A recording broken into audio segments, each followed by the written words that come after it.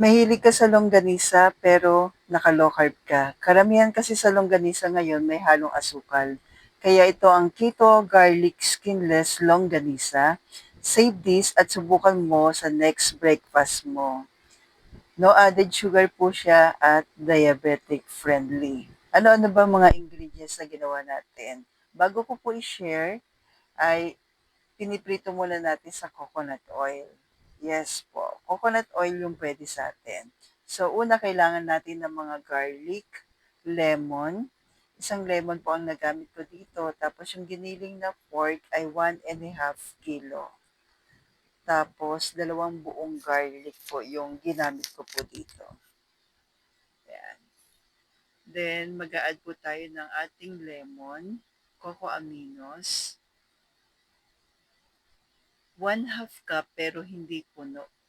Yan. Hindi ko po siya pinuno dahil mag-a-add tayo ng salt. Tapos paminta.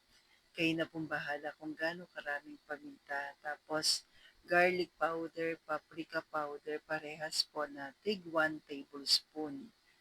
Tapos asin 1 tablespoon, 1/3 cup po ng golden monk fruit. Optional lamang po itong chili powder. Then mix lang po natin maigi. Much better, I suggest mag-gloves po kayo po. The best pa rin po para ma-mix natin na maayos po yung ating meat. At kung umabot ka po sa part na ito, ano pa yung mga namimiss mo po? Kasi meron na rin akong chicken tocino, pork tocino po, na low carb pa rin.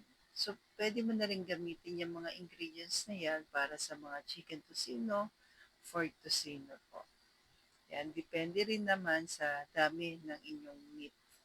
Kasi itong giniling po nito ay 1.5. After ma-mix maigi, i-chilled lang po natin ng ilang oras. Tapos, baking paper, hinati ko lang po sa 1/4 size. At dahil malamig na po yung ating giniling, mas mabilis na po siyang i-form ng ganyan po.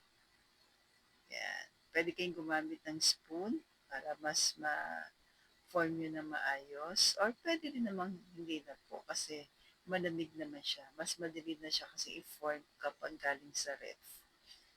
Yan. Mas okay rin kasi na marinate din natin bago natin i-fry.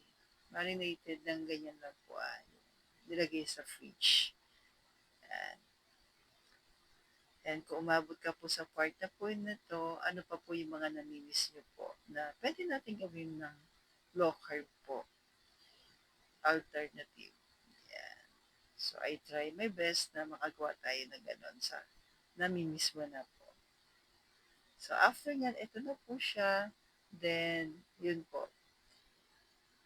Pwede siyang first meal or second meal. Pang-partner natin sa mga sunny side of egg. Or pwedeng itself lang po. Pero ako pinang-partner ko po dito, nag-adobong sitaw po ako. So, yun lamang po and stay low carb.